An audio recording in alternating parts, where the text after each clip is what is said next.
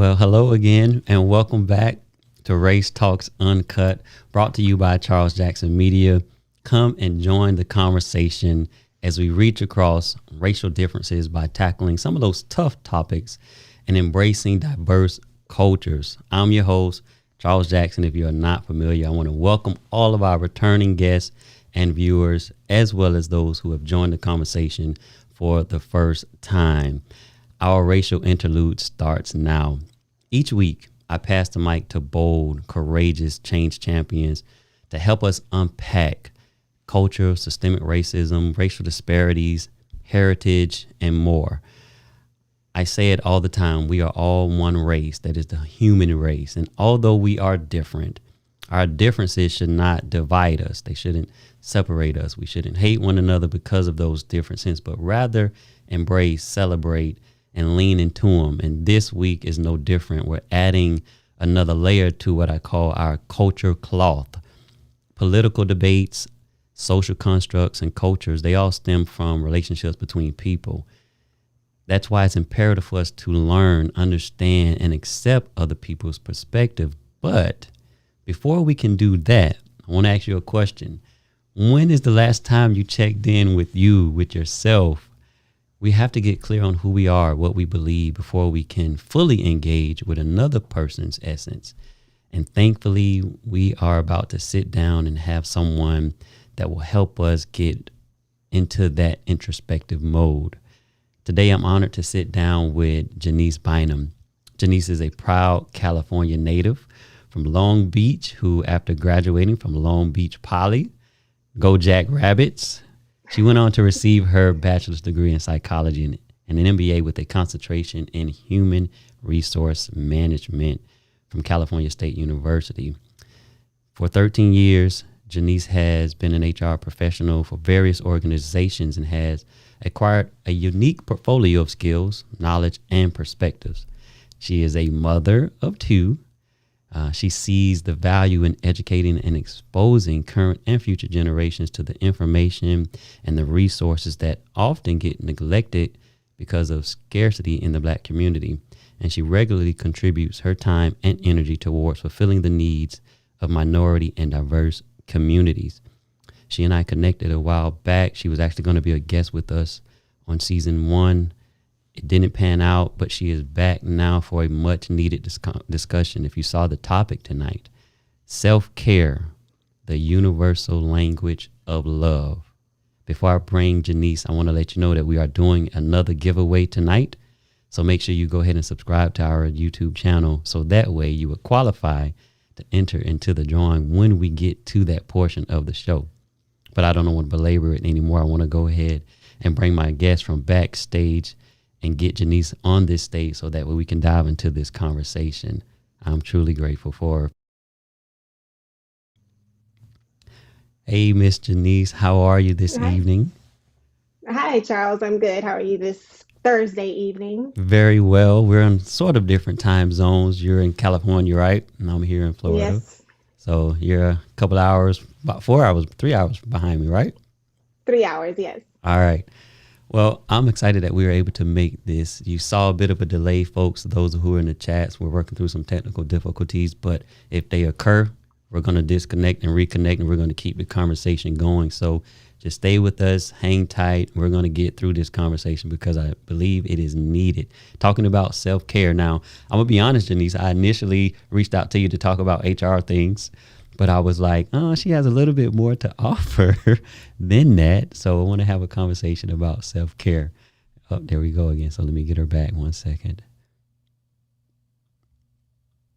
I wanted to have a conversation with Janiece about self-care because I went to her amazing website and I saw that her personal endeavors really align with what we're doing here in terms of the conversations that we're having.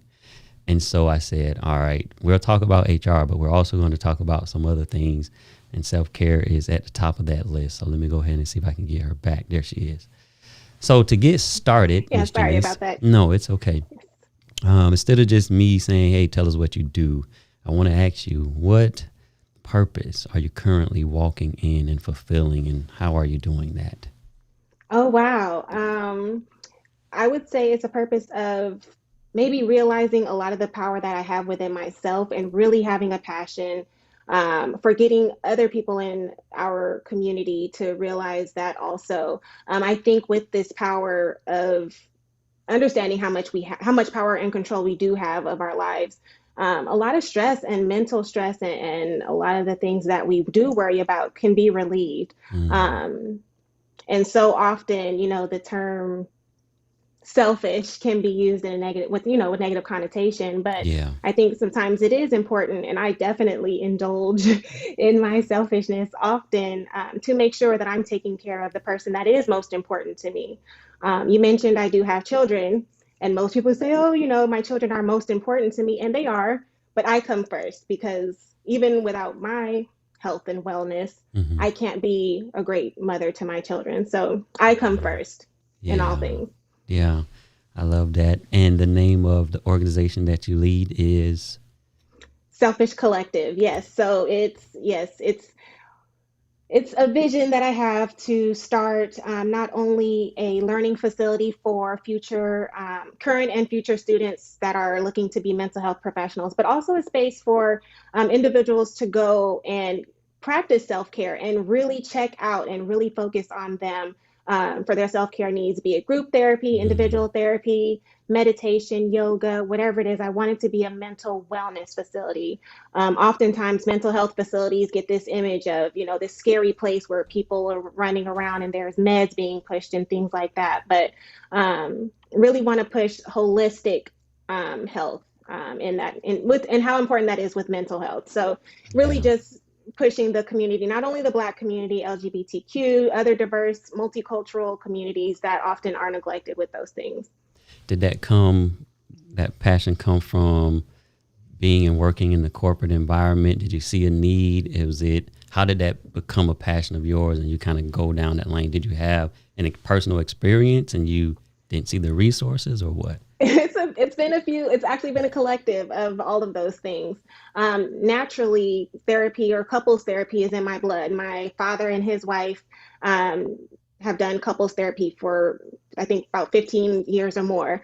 My grandfather and my grandmother also did therapy for over 30 years, when they were married and they were alive. So it's kind of in my blood to be that helping hand, but also, in my profession as HR, a lot of what I get in dealing with people is not professional or work related. A lot of times it is personal issues that people are Right. coming with, thinking they're going to get free therapy services from HR. And so, I had a lot of experience having those tough conversations about personal matters. Oftentimes people think HR is just hiring and firing, Mm-hmm. and it's so much more than that. We are the ones who have the tough conversations when people lose family members, wedding changes, divorces, house loss, everything. They come to HR with those conversations. So, really, that's kind of what, also motivated. I want to do this and get paid for this. Yeah. Just this part. But more importantly, like you said, my own experience, going to therapy. I went to therapy a few years ago, and it was with a white lady. I was dealing with racial discrimination at work, though. Okay. Wow. And so, you go to a white lady, based, when you're dealing with stress from a racial issue, how can she relate to that? How can she really speak and understand how that feels as a Black woman? And so, even just walking up to her house as a Black woman, feeling like I needed to reach out to a white woman for help was Yeah. an The issue for me. psychological implications of that. Right. Absolutely. So, I really think it's important that we have more representation in the mental health capacity, so that that barrier can be removed and the connection can be better, and we can really get the help that we need, and Absolutely. that we can speak to one another. Not to say that, other people aren't able to speak to it, but I'd say they're not able to speak the same way and as effective. Yeah. Wow. I think what Janice is saying is kind of huge. Her personal experience, along with her professional experience, kind of propelled her into what she is doing right now. And I think a lot of us can identify with. Oftentimes, we may not even go out seeking the lanes that we end up serving in and the passions that we end up serving in, those areas where we end up serving is not necessarily something that we sought, but through, I was sharing, Janiece, but through your professional experience working in HR, but then also your personal experience, it's kind of converged on you and brought you to this space of now having okay to be selfish, and that Selfish Collective LLC, which is amazing. One thing you said that I thought was pretty powerful, it's not that somebody who is non-Black can help you or they're not professional, they don't have the talent. But when you're at a doctor, for a comfort level sometimes and to get through certain barriers, they say, would you prefer a female doctor or a male doctor? Because they understand those connections and level of comfort. And so, I think it's important to, when you seek help from a counselor or a psychologist or even a doctor, there's that level of comfort, right? And you speak to the implications of sometimes you really do need a person that can sit across from you and relate in a personal way, not just an academic way, have those academic answers. So thanks for sharing that. Yeah. Sorry, go ahead. And that's a level of competency as well for therapists, being able to recognize that maybe they aren't the right person to establish that connection, and being able to say, I do know of this therapist who may be able to establish a better connection with you, and be able to and make that offer. We're still being able to provide that service, but also being competent enough to know that's maybe not the best lane for you, or maybe there's somebody who's better suited for this. Yeah. So as an HR professional, before I get into really getting into the meat of the self-care stuff, companies now with all of the civil unrest and Black Lives Matter, All Lives Matter, with all the employee resource groups, equity, inclusion, diversity, it's at the forefront of everybody's mind, and companies are really leaning into it. From an HR perspective, are the policies working? Are we trying to pull people? Like, in your opinion, how is it going? I guess, in just the most simplest question I can ask you, how is all of this going from your opinion, your perspective as an HR professional? So while I respect organizations and boards' attempt to respond to a lot of the social, injustice and some of the, I guess a small chunk of the oppression that, people are facing, I think it's a little late. It's a little after the fact. It wasn't proactive. And some companies, have actively been fighting for, equality and equity in their organizations prior to a lot of the things that happened in 2020.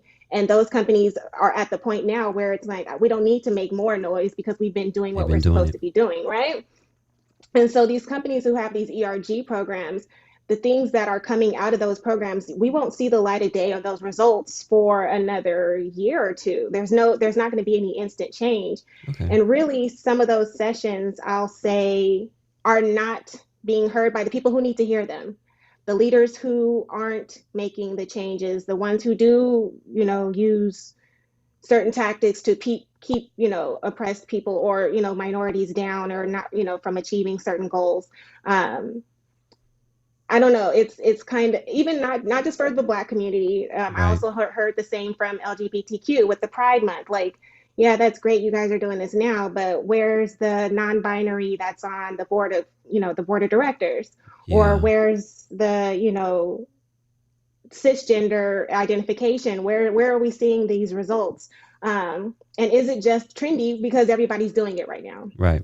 So it's one of those things. I think all the people, these employees, are waiting to see what's going to be. Is this just a fad? Is this just trendy? Is there really going to be? Are we going to see people like us on the board? Are we going to see people like us in the C-suite? Is it going to last?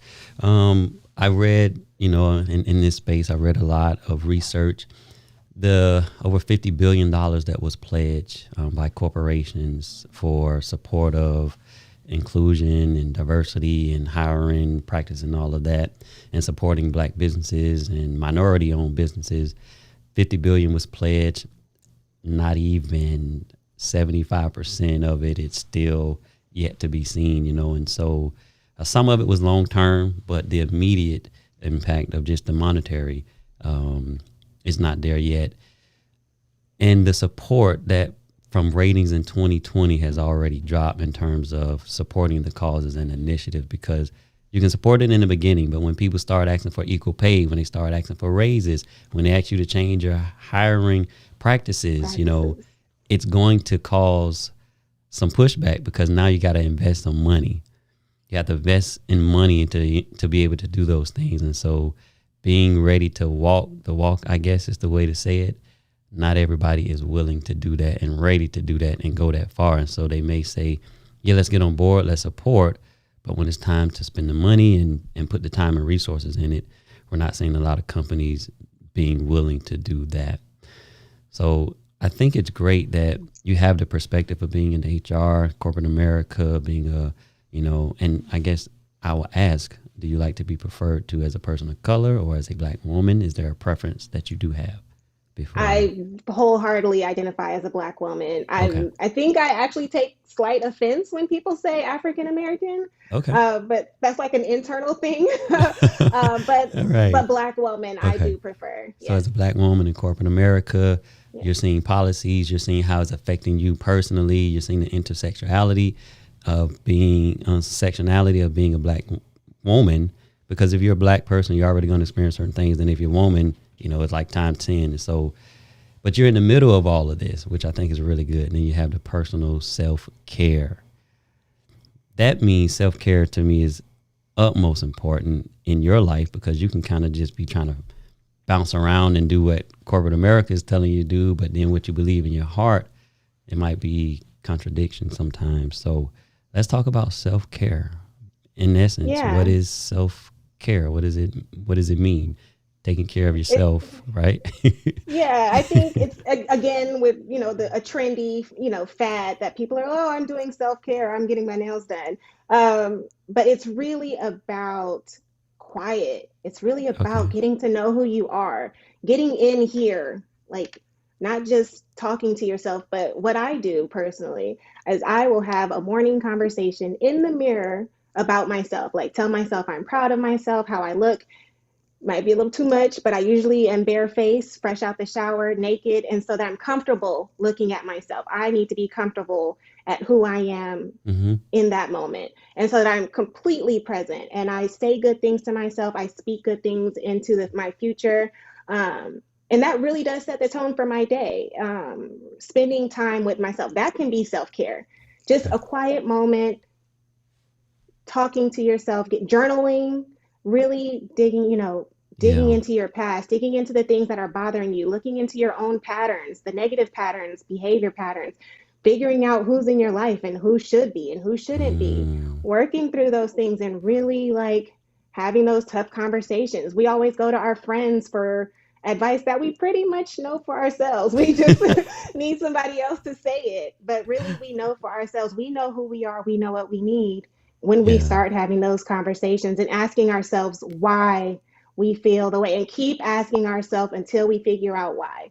I think what I've learned in school is ask yourself why 5 times. By the time you get to the fifth why, you should be down to the foundational reason. Yeah. We Yeah. so self-care means taking care of yourself, but it's not just for the present, right? It's like trying to take care of your future self Of course. Yeah. to be Yeah. able to get Talking. to what is coming Ex- up, right? And be ready mentally, emotionally, paying attention to who you are and you're being honest with your thoughts, right? You mentioned right. thoughts and what you're saying to yourself, so that way you can be healthy and happy. So in other words, taking care, if I heard you right, your mental, emotional, and physical health are the 3 areas you hit. And I really want to unpack them because I think it's important that we do. There's a lot going on right now. COVID-19, health concerns, political division, racial division, social division. Countries are against each other right now. It seems crazy. Like to me, that's what's contributing. So to our self-care, and that's why we need it.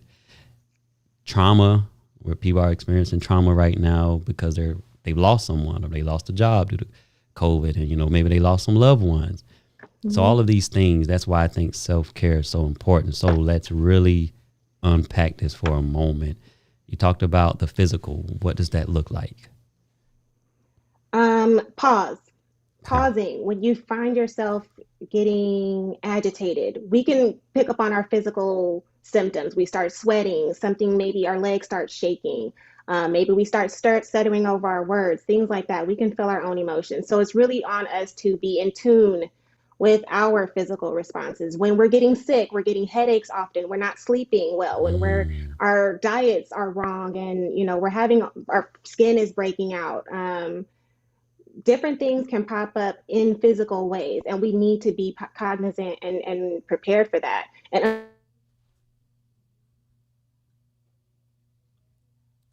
Yeah, so we're talking about physical right now with Janiece. We'll get it right back in a second. I know stress. I don't think I'd have to deal with like pimples or breaks out on the face, but not sleeping, I identified it with being tired, being frustrated, I think she said, and not really knowing why you are frustrated.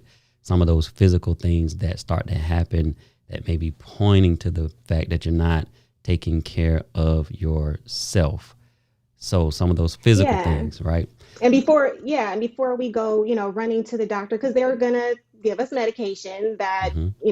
that's a whole nother issue that I dealt with, racism in healthcare. That's a whole nother situation. But yeah, sometimes we can heal ourselves if we just stop and pay attention, figure Yeah. out what's changed, figure out what's bothering us, and really dive into healing from it. And like I said, asking ourselves why we're bothered. Like you mentioned, a lot of the things that are going on in social media. I'm not on social media, and I am at so much peace. Yeah, I was like, hey, I need to share the marketing with you. Send me your Facebook, IG. She's like, you won't No, find me there, Charles. So yeah, she's telling no. the truth. Yeah, there's no filter on social media, on Instagram, that says, I only want to see good things. I only want to see things that are going to make me happy and make me laugh. There's no filter for it, not yet, at Yeah. least. Oh. Yeah. So social media fasting, even if you don't do it permanently, I think there are times where your health is more important. You might need to fast from social media.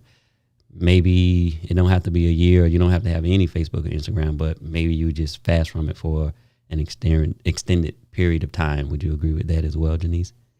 Yeah, for sure. Taking a break and recognizing when you need a break. Yeah. Like I said, you can't filter and control what you see, and no, and we're not even digesting it. We're seeing all these violent, you know, depictions and people mistreating other Yeah. people, and it's just complete negative. It's just all negative. Every now and then there will be a chuckle, but we're swiping so fast and taking so much in, and we're not even working through it. And we're going into this with issues that we already have, and we're insecure. We're looking at all these rich people and living their beautiful lives and wondering why our lives aren't like that.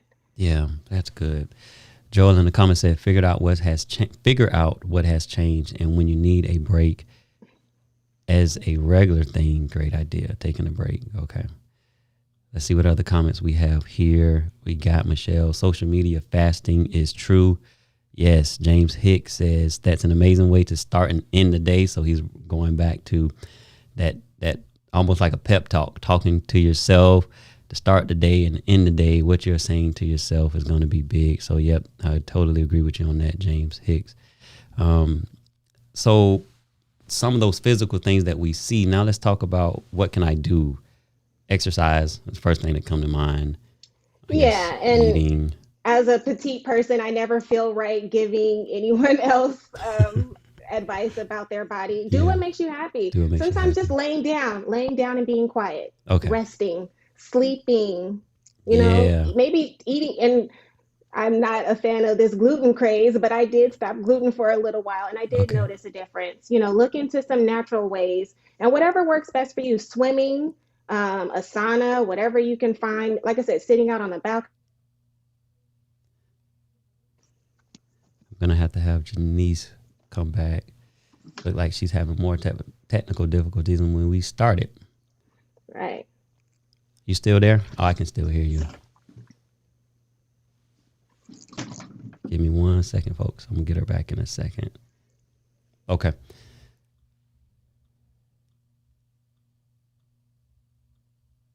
All right, there she goes. Yeah, look like I was just gonna suggest you went to a different device. Yes. Okay, perfect. Yeah, because the frequency was increasing. And we don't Right, want I to, saw that. lose this conversation. Okay. So, yeah, hold on. I'm still having these lines. I'm sorry. I apologize for the dots. I can't move them. Oh, for no, you're okay. There we go. There you go. There we go. That's better. All right. Yeah. So I was just saying that physical piece, right? Getting the rest, like you were saying, swimming, what feels good for you. It's not one size fits all, but I like that you brought up some of those physical things that start to happen to our bodies simply because we're kind of stressed out, our emotions, high blood pressure, right? It's not necessarily that we need to run and get medication from the doctor, but do consult your doctor. For sure. For sure. So let's talk about that emotional side of this. The emotional side of self-care.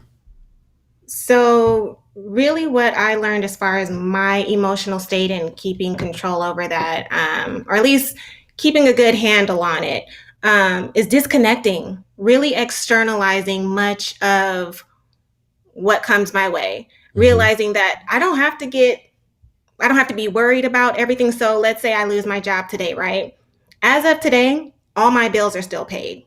I still have a roof over my head. My children are still healthy. I still have my health. Nothing is happening today, right? So I could spend all day, the rest of the day, worrying about how I'm going to pay my bills next month, next week, or whatever. But as of today, I'm okay.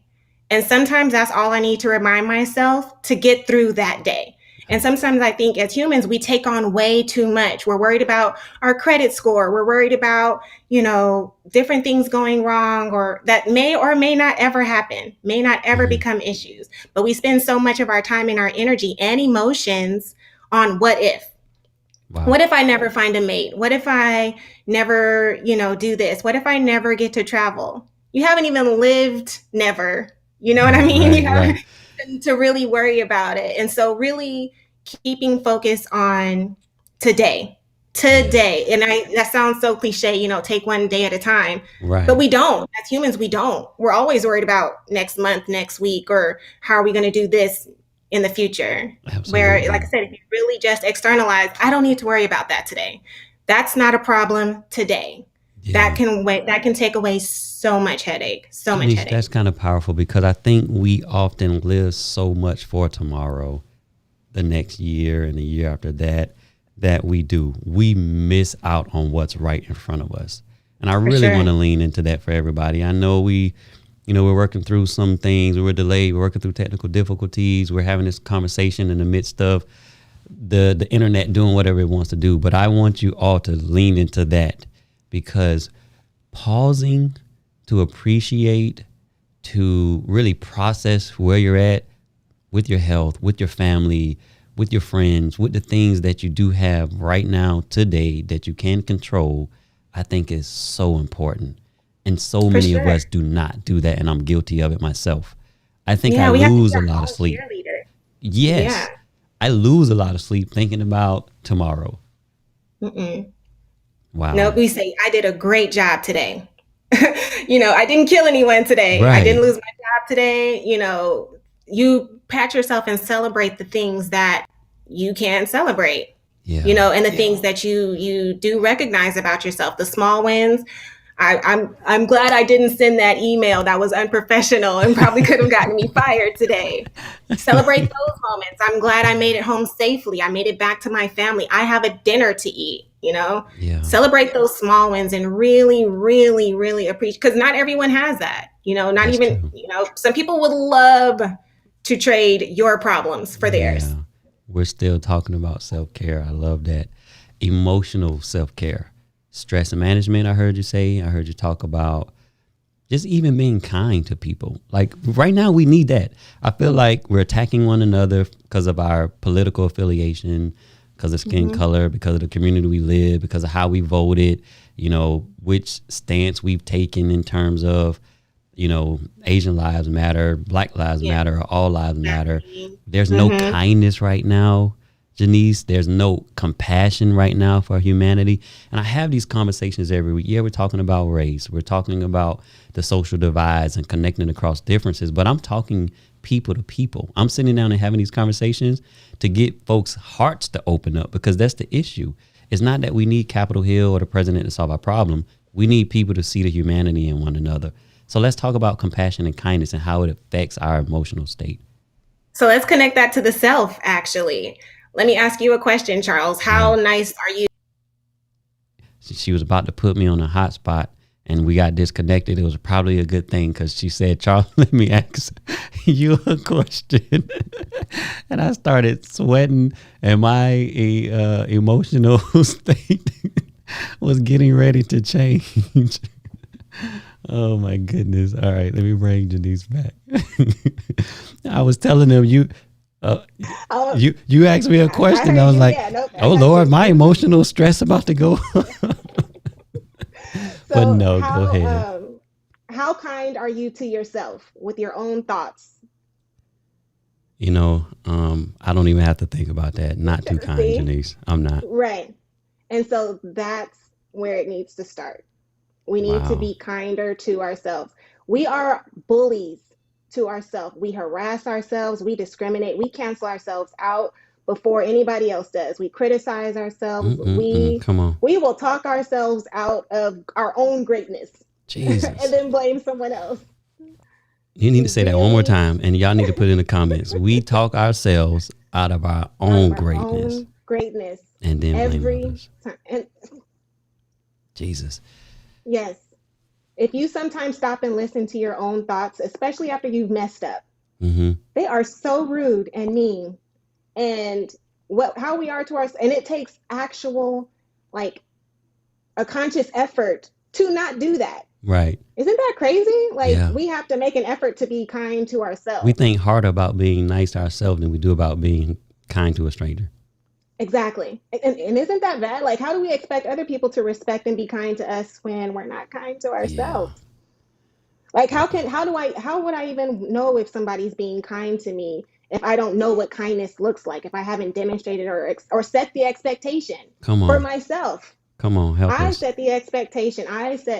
So when I go out and I'm feeling beautiful one day, I have already told myself that morning, I'm beautiful. So when other people come and say, oh, Janiece, you're ugly, or I don't really like that, too bad. I already told myself I was beautiful when I walked out this morning. Right. Come on. Unfazed, unbothered. Yeah. That's so when good. you have convinced yourself of something and you've been kind to yourself and you know who you are and you are walking in your greatness, there's nothing anybody can say. Somebody can walk up and say the meanest thing. I actually wait for people to treat me wrong just so I can laugh and say, I love you too. Yeah. Have a great day. Wow. Speaking of that. You need a hug. Right. Things like that. What can I do to make your day better? Can you imagine somebody coming giving you, a mean comment or being rude to you and you turn around and say, is there anything that I can do to make your day better? Like that might shock them into kindness. How could they respond? Right. Yeah. It makes them kind of feel like an a-hole responding that way. If you're, oh, she's nice, I wasn't expecting, oh, that's fine. Have a good day. I still wish the best for you. Yeah, there's so much going on right now, right? A lot of that, I get attacks, I can get the conversations, I get people in my chat and DM because of the conversations that I'm facilitating. And it's easy to harbor unforgiveness. And one of the things I think unforgiveness is so important. We have to be willing to forgive ourselves. Can you talk about this? Forgive ourselves and forgive others, because I think some of us are stressed and not doing proper self-care by not forgiving people.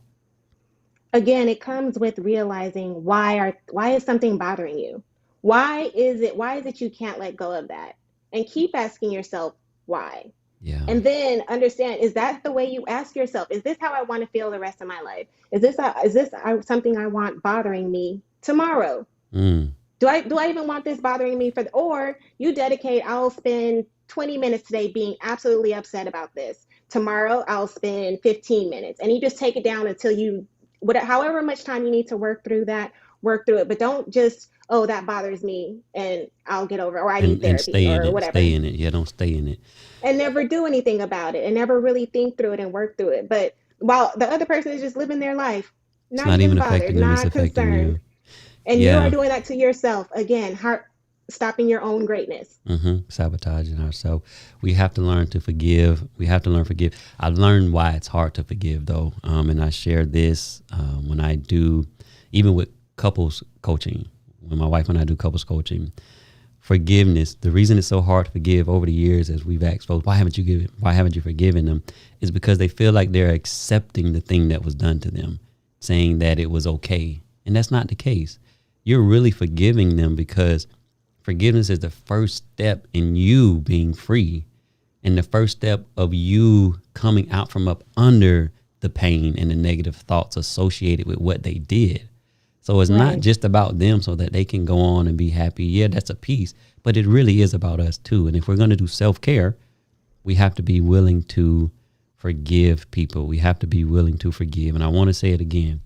Forgiveness does not mean you are accepting the bad thing. And I don't know, somebody needs to hear this, accepting the bad thing that was done to you.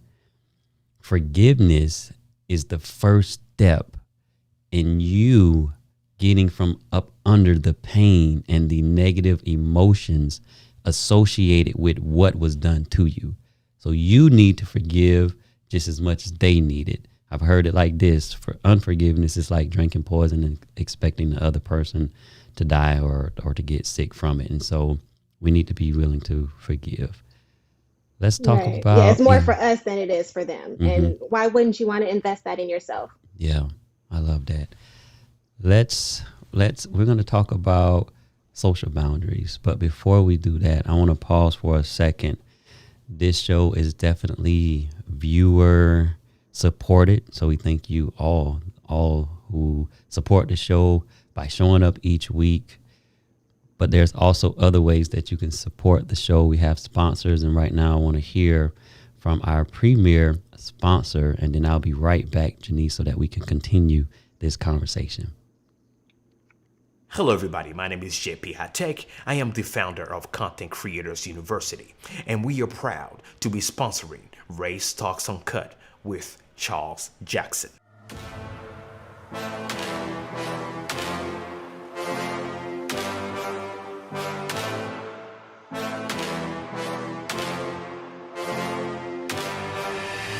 For those of you who do not know me, I am a branding expert, cinematographer, and software developer. What I do is help businesses, entities, individuals, ministries, and so forth have a better impact with high quality visuals in regards to graphic design, professional videos, or even high quality live stream. So after 12 plus years in the industry, I've decided to open this digital master school. So what we do is every single week, we connect with one of the best minds and professionals in the tech and content creation industry. What they do is come on the platform and teach us how we can have a better value proposition, elevate our craft, and keep impacting with our creation.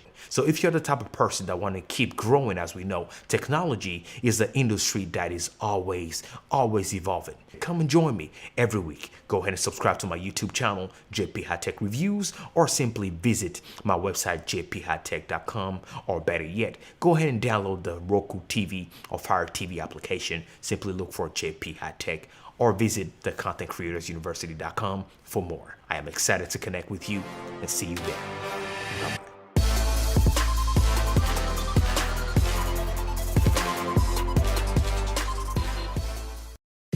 Bye-bye.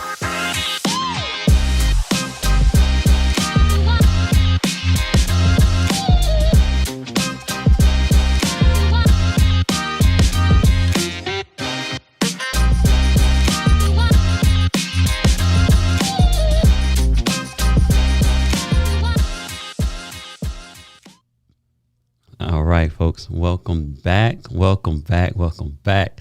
I hope you are enjoying this conversation as much as I am enjoying this conversation with my special guest tonight, Genese Bynum, HR partner, but she is a self-care expert to me, and she's been really unpacking the importance of, first, what is self-care? What does that mean? In essence, it's taking care of yourself, but it's not just your present self, it's for your future self. She talked about the physical signs and the things that happen when you're not taking care of yourself physically, and then what you can do to combat those things. And the emotional side, we talked about stress management and forgiveness, compassion, and just being kind. And I think you all in the chat who are watching would probably agree with us that we all could use a little bit of kindness right now. Now I want to get into some other aspects, but before I bring her back, I want to remind you that we're having a special giveaway tonight. We're going to give away some merchandise from our Connect and Crush Racism collection. So if you are watching on YouTube, you're already in the right spot, because I know you're watching and you've already subscribed. So that's a check in the box. Go ahead on YouTube. If you're on Facebook, come over to YouTube if you want to be entered. If not, it's okay. But what we're getting ready to do here, I'm going to give away some merchandise. The only thing you have to do is be subscribed to the channel. Go ahead in the chat on YouTube and put hashtag Race Talks Uncut. That's all you have to do to be entered into the giveaway for some merchandise that is going to take place here in a little bit. But before we get to that giveaway, let's get back to the conversation that we are having with Miss Janiece. Janiece, welcome back. Thank you so much for your patience backstage. Sure thing. Yeah. So we've talked about the physical, we've talked about emotional. I want to talk about social care, taking care of ourselves socially. What does that look like? You know, boundaries and asking. Yeah, let's talk about that. It's filtering. Okay. It's filtering. It's a lot of filtering.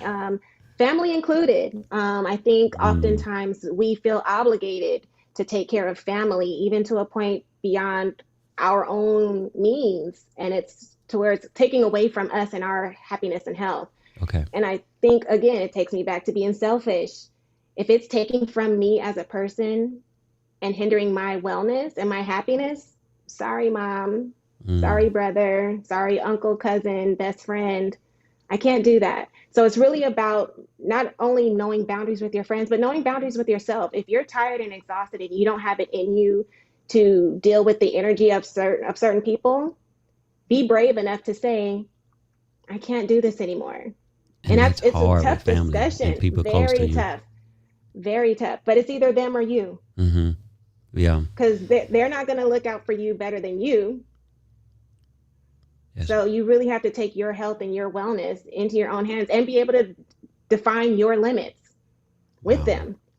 But then on the flip side of that, it is important to have certain support systems, right? For sure. That's a part of self-care, having people you can go to. Right. Not shutting them out. When people are asking and offering help and offering to be there, or just say, when they say, hey, call me if you need me. They don't need to say that every day. Don't make them say that every day. Don't make them chase you to be there for you. If they say, call me if you need me, call them. Pick up the phone, text them, use them as a resource if they put themselves out there. But really be careful with your energy, the people that other people bring and the energy that you give, because how you approach people will dictate how they respond. So you really have to be mindful of your approach and and knowing when to say yes and knowing when to say no. Like I said, if it's pulling too much from you, know when to pull back a little bit and say, I just can't do that right now. It's not I don't love you any less. We're still friends. We're still besties. Just right now, for my own mental peace, I need to have this moment. And if they're not willing or able or capable of understanding that, that's fine. It's not for them to understand. Get back to them when you are ready. But really, sometimes it really is being careful. And if someone you have a good time with and enjoy spending time with, spend time with them, make plans with them, get out and do that. Even if it's just, watching funny movies in the house. Yeah. Yeah. That's really Take good. advantage of those social relationships and interactions. Yeah. I want to go to some of the comments here. Michelle Andrews, wow, this is eye-opening. We talk ourselves out of our own greatness. Irma Jackson. I just told someone that an hour ago. I received this. Life and death are in the power of the tongue. Mic drop, Michelle says. Joel, he says, be brave enough to say, I can't do this anymore. That's gold. Thanks, Janiece. For sure. Wow. Yeah. Knowing our limits. Yeah. And that's physical health too. Knowing when I'm too tired to do this. I'm done working for the day. It's 5:00. I'm done. And Samara Andrews said, I don't let all energy in my spaces. I love that. That's kind of, talking about the energy that we put off and the compassion and love. Let's talk about that other piece that you mentioned earlier, spiritual. And spiritual doesn't have to be a religion. Not everything is tied to a religion, but there is some type of relationship that we have that is outside of us, right? I think we all have come to that agreement that we didn't create ourselves. We didn't get here by accident. And even if there was some type of mass impact from the stratosphere that impacted Earth, however that happened, it was divine, right? It just didn't. Okay, so I think most would agree. And being in tune to that spirituality. So what does that look like? Meditation comes to mind. Yes. I think I heard you earlier say rest and time alone. What else? Sleep. Well, sleep is so underrated. Okay. Sleep is so underrated. And really just the quiet moments. When you're driving in your car and you're stuck in traffic, turn the radio off. Mm-hmm. And just talk to yourself. Just have those conversations, have those moments. But really, it's about being aware and recognizing, again, what's going on with you. Having the pause. I'm not feeling right about this, but why am I not feeling right about this? Where could this be coming from? What can I do with this? How can I improve this? How can I not have this be a problem tomorrow? Yes. Or how can I work through this today? You know? Yeah. Little pieces. We try to take it on and save ourselves in one moment. It's like, no, this is something that's been festering for years, potentially, right? And it's not going to happen and go away overnight. I need some time to dig through this. And one of my favorite sayings, it's okay to not be okay. Some days I wake up and say, today's not going to be one of those days. I'm going to try my best not to lose my job, but it's definitely, and I'm okay with that. I'm okay having a bad day, because then I say the next day, you know what, you had a bad day yesterday. Today you need to do better, because we can't keep doing this. I think something that, continues to come out as you speak is that quiet time. I think we don't appreciate pausing enough. Quiet time, meditation, journaling. Sometimes you might need to get those thoughts out. Journaling, pray if you pray. Not on social media. Not on social media, though. Not like putting your thoughts, journaling your thoughts on, face your problems, don't Facebook them. Those are not my words. Exactly. The infamous words of Andy Mineo. He said, how about you face your problems, don't Facebook them. So shout out to Andy Mineo. Yes. But journaling, prayer, yoga, time alone, meditation. I think. And so I do want to emphasize or talk about prayer and meditation, because oftentimes those become so ritualistic that we're not really thinking about what we're saying. So for example, I asked my daughter, she used to say our Father who art in heaven, hallowed be thy name. Yeah. I asked her, do you know what any of that means? Do you know what you're saying? Do you know? She had no clue. Yeah. And so for me, it's really important, again, to pause and take the time. What am I saying? What am I asking for? What am I truly meditating on? And am I just saying it repetitively because it's ritual?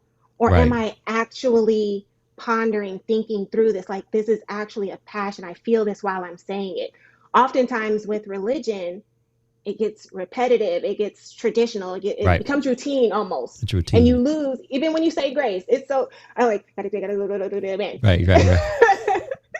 So we haven't really, are we really asking are really for appreciative for this meal? Right. Are we thankful? Are we really appreciative of the hands that prepared this meal? Yeah. We say it often, but it's just, we're just saying it. Because things can become so habitual and routine, and we get that mental assent that there's no real faith or trust behind what it is we're saying, and we don't process it. I think a lot of us are like how you use the example of your daughter.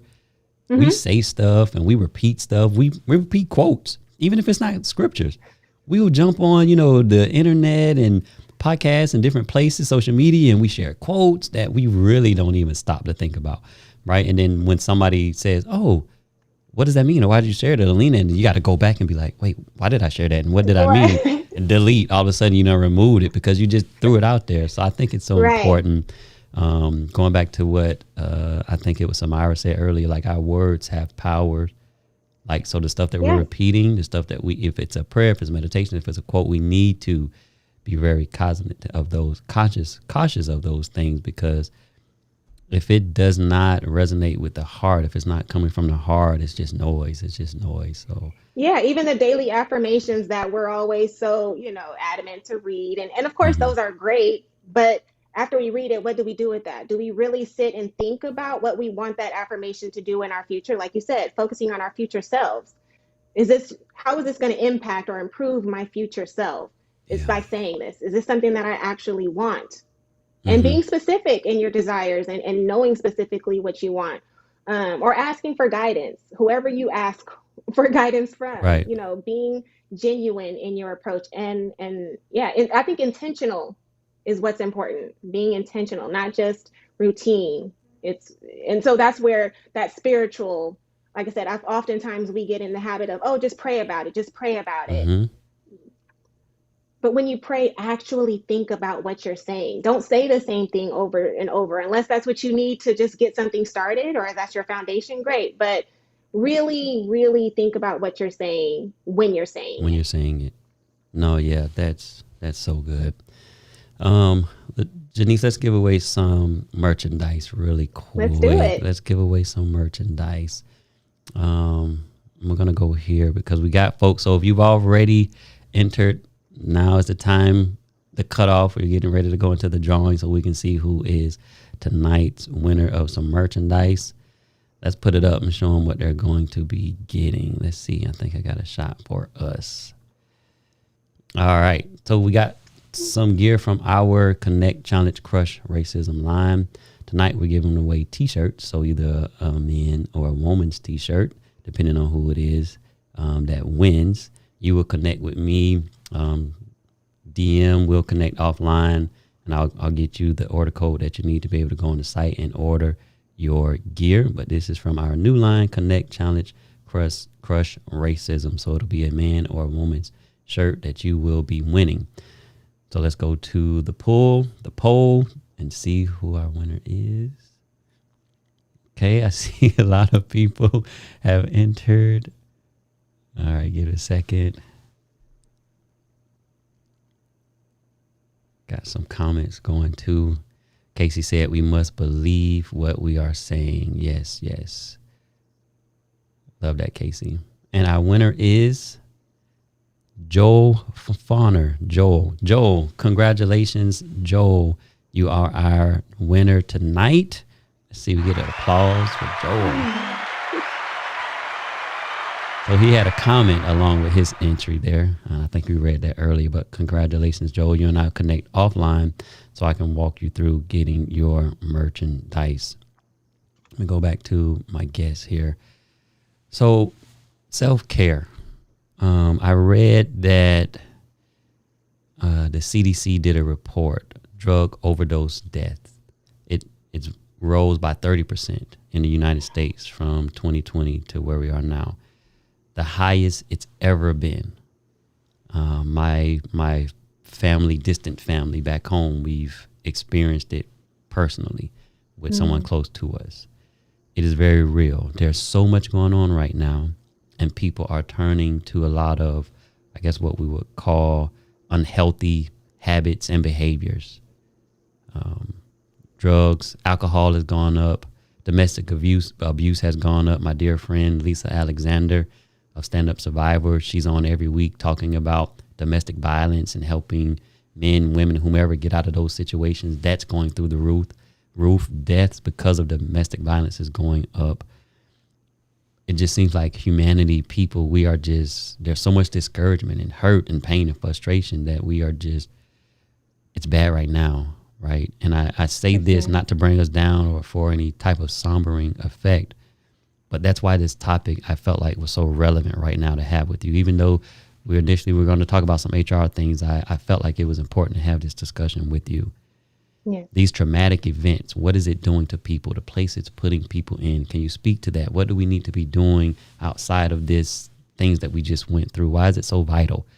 Like, just talk to that piece right now. Yeah. So along with some of the information and data that you've shared, since the height of social media, so suicide in general has skyrocketed in youth. So it's really a combination of things, but definitely more particular in this last year, we have been forced to go inside our brains when we weren't ready. We've been shut indoors with people we thought we knew that we don't know. Right. A lot of relationships are discovering, Yeah. new Right. areas that weren't problems before because they were always ripping and running, going to work, and they get home and they're tired and with the kids or whatever. They were constantly moving. COVID forced us to sit down. When you're sitting down, you're anxious. You need something to do. And when you don't have anything to do, you're on your social media again, taking in all that Right. negative content. So, and you're not going to therapy. Nobody's going to therapy to deal with these things. And So I we're don't in want our to now. Why is that? Why aren't we? But the well, number stigma, one, or I'll say number one, it's kind of hard right now to find mental health professionals okay, because they're so overwhelmed. okay, And so they are pushing us out as our future therapists are coming out, leaps and bounds. But there is a shortage right now, and okay, especially shortage of multicultural okay. therapists who can help with some of those things. So even thinking about some of the stresses that are going on right now, like would you think of racial injustice? Again, going to therapy with someone who doesn't look like me, I'm not getting the help that I need. I may not be getting the help that I need. I'll say that. And so I'm going to go to what's more convenient and what's easiest, whether it's the drugs, whether it's alcohol, unhealthy shopping habits. Amazon is at my door once a Right, week right, for right. sure. You Talk know, about it. I need. we're buying things that we can't Right. because we're bored. We don't know what to do with this instead, and so we're not really, again, taking the time to work through some of the things that were already there before COVID. Some of us had issues before COVID. Yep. And Yep. so when you put all of this on top of it, it just magnifies it. And as a person who has dealt with suicide or at least suicide attempts, I've had suicide ideation. And I can tell you, there's really nothing anyone can say Can when say. you're in that state. When Hmm. you're in that state and you're in that deep dark place, there's nothing anyone can say. And it's not that, and I'll say this as a person who felt this, it's not that I wanted to die. I just didn't want to live. I didn't want to live with the thoughts that I was having continuously because I felt like I didn't have control of them. I didn't feel like I could stop harassing and bullying myself, because really that's what depression is. It's all Yeah. in our head. It's Right. really all in our head. It's really us telling us all these mean things constantly and not being able to stop the voices. So that's why it's a conscious effort to change that behavior and start saying good things. And that's where it has to start. Um, when you're depressed and you're dealing with depression, it's hard to have that thought to say, do I want to feel this way every day? When you're in that space, ask yourself that question. Is this how I want to feel today? Mm. Because once you ask yourself that question, you make yourself accountable for how you feel. Wow. So, and I think that's a great first step, and say, you know what? I am feeling depressed today. I'm not having a great day today. And deal with it. Cry, scream, shout, do whatever you need to do to work through that, but decide you're not going to be there forever. And that's the thing that's important to realize. Our lives are chapters. They're all chapters. This is just not a good chapter right now. Hmm. And Hmm. that's the easiest way for me to externalize and really section my life. Like, that was an interesting chapter. or I even Yeah. look at some of the challenges that I come across. This would be a good book to read. This chapter would be the chapter where I'm just like, what's going to Right. happen next? You're getting Really into it. looking at yeah, really. And then when you come on the other side of it, you're usually 10 times stronger and 10 times better. But it's getting to that other side that seems like it can take forever. And it's that in between that is so critical to be able to hold on to today. Hmm. When you're depressed and you're feeling all that overwhelmed, keep in mind today, the moment that you're in. Take a deep breath, close your eyes. I'm here. I'm here. I'm alive. I'm okay. I'm okay right now.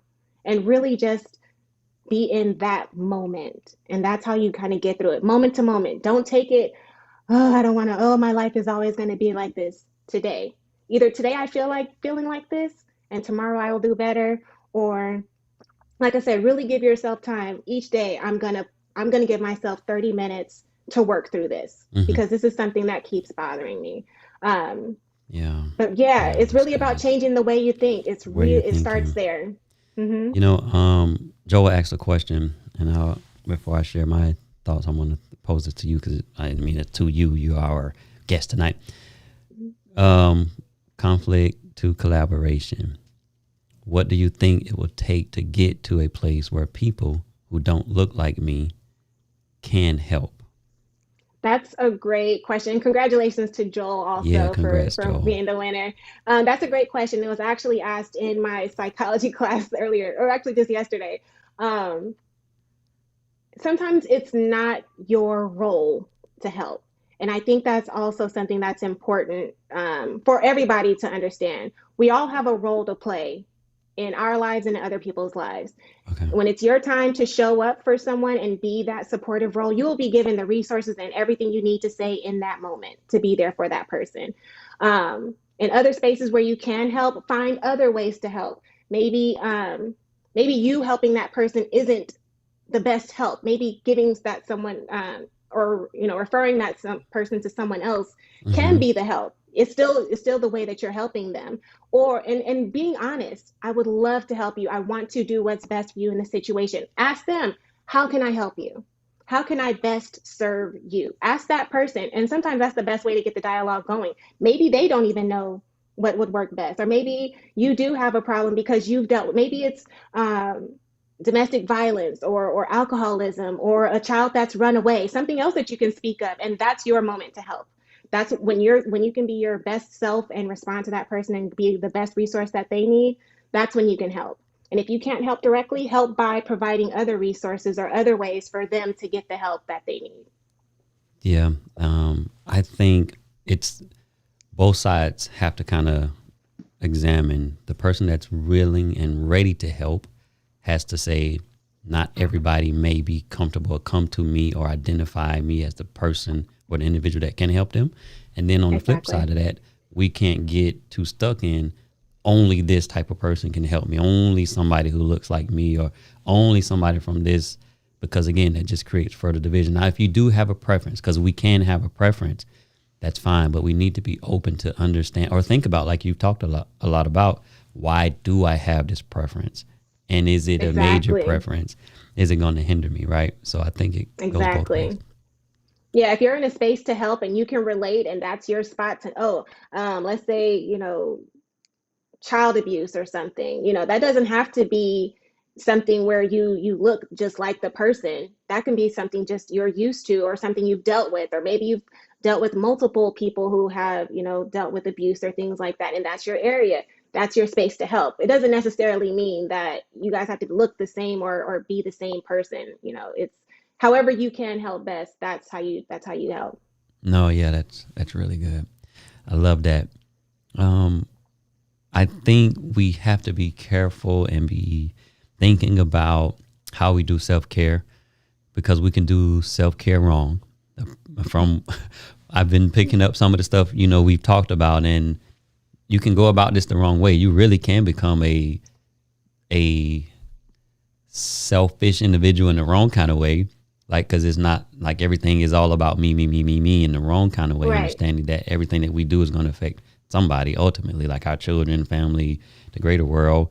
But then also you're neglecting other responsibilities because now you're just all into your eating or your exercising. And, so you have to really be thinking about, am I accurate? Is that right in saying that you can do self-care wrong, right? Yes. Yeah. So for me personally, like, I do get joy from helping other people. I get joy from giving back to the community. Last year in October, November, when we were out on Skid Row handing out, these toiletry bags to homeless people, that made me feel good. So that's and it's helping someone else. It's still giving back. So intertwining those areas, not just, this is all about me, but also I get joy from doing this. I get joy from spending time with these people. So whatever brings you joy, still definitely do. It doesn't have to necessarily be with yourself or be by yourself or for yourself. It can be just something that brings you joy. Yeah. A quote by Anna Miller really, I think, proves that or speaks to that point. It was an article in U.S. Health. She said, done right, self-care is filling your own cup so that it overflows for others. Done wrong, self-care is filling your own cup and leaving others thirsty. Mm-hmm. Yeah. Yeah. I want we're going to go back because I want you to talk a little bit more about what you have going on at OK to Be Selfish. We're going to pull up your site.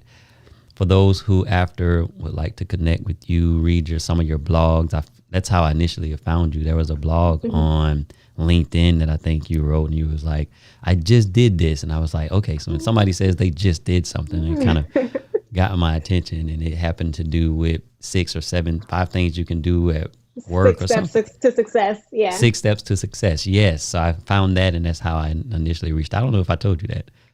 But, Yes. Yeah. oh, okay.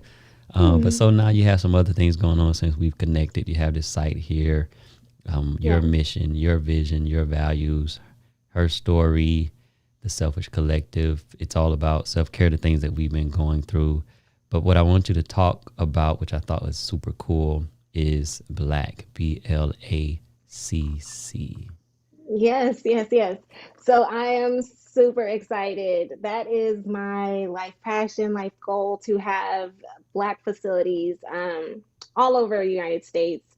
But really, it's a self-care facility where, like I said, you can go for group therapy, individual therapy, and then other self-care resources or services such as reflexology, acupuncture, things like that. But really, like I said, I just want to have a space where not only where future therapists can learn, but people, diverse communities can come and relax and really just get taken care of for that moment, for that day, and being a safe space, a brave space. And like I said, also being a learning space for future therapists so that they can come and observe diverse cultures and really see how we interact with one another so that they can be better prepared for serving our community in the future. So it's not just about, serving individuals in the community, but really just building professionals for the future.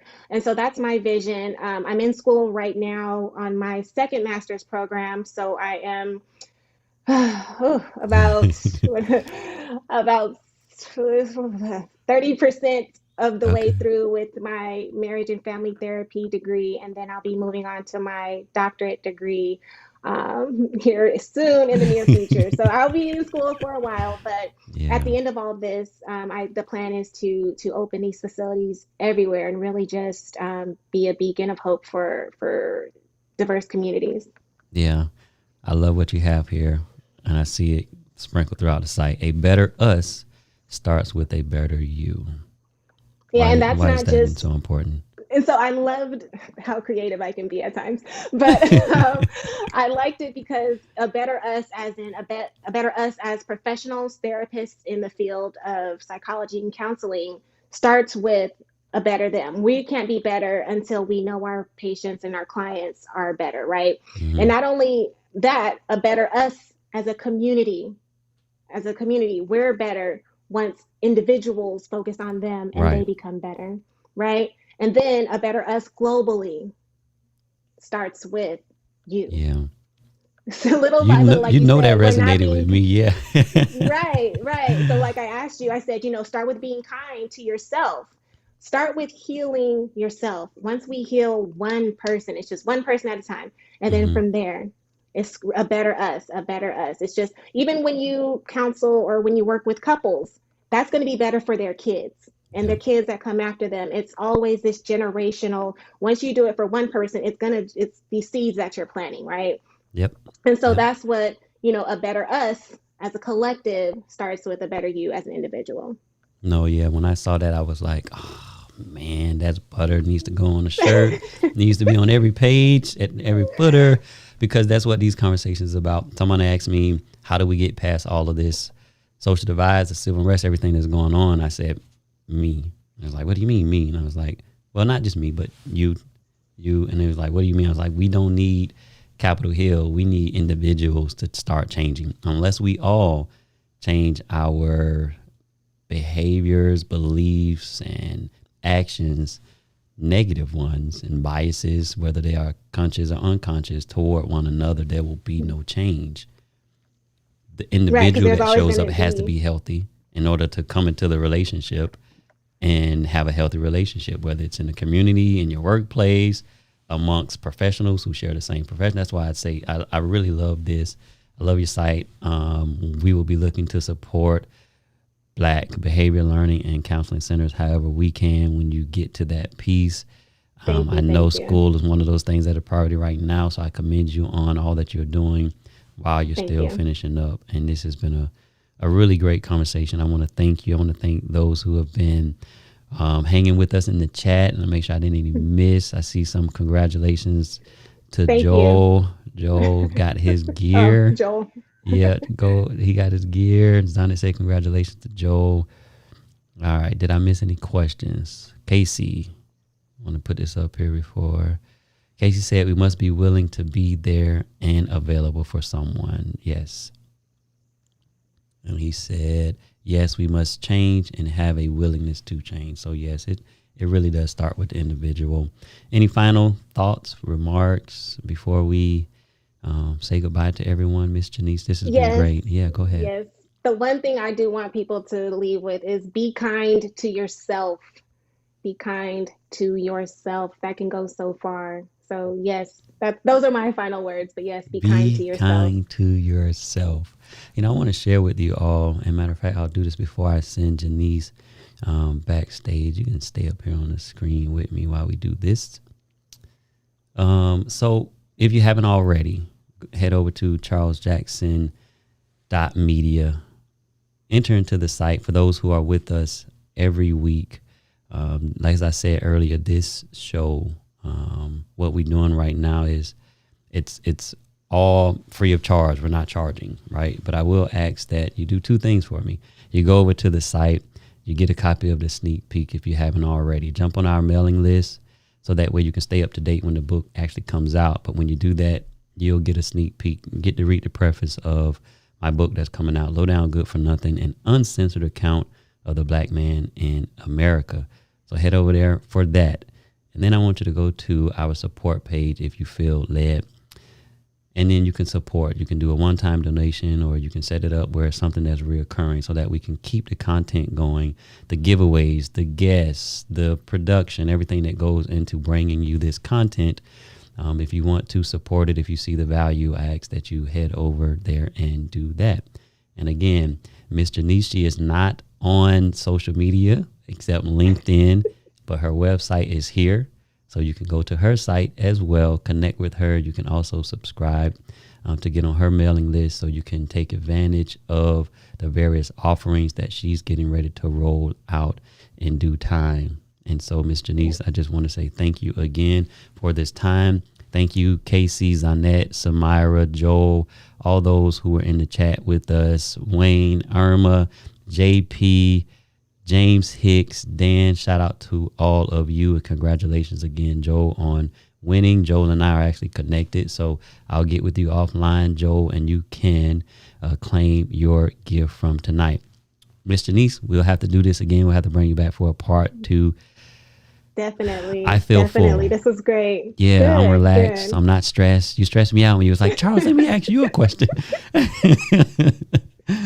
But good, no, all jokes aside, this was a great conversation. I just want to say thank you again. I'm going to honor those who helped me put this production together as we roll our credits, and then we'll say goodbye next week. I want you to tune in because we're going to have Antonio Great with us. Antonio is a motivational speaker.